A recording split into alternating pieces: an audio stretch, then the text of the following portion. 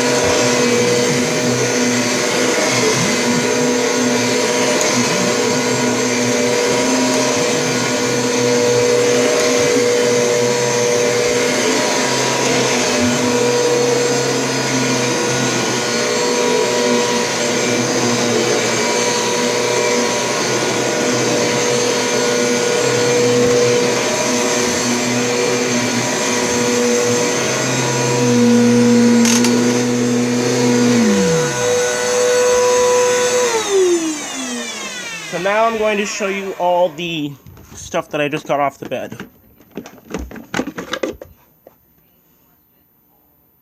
And yes, the canister was empty.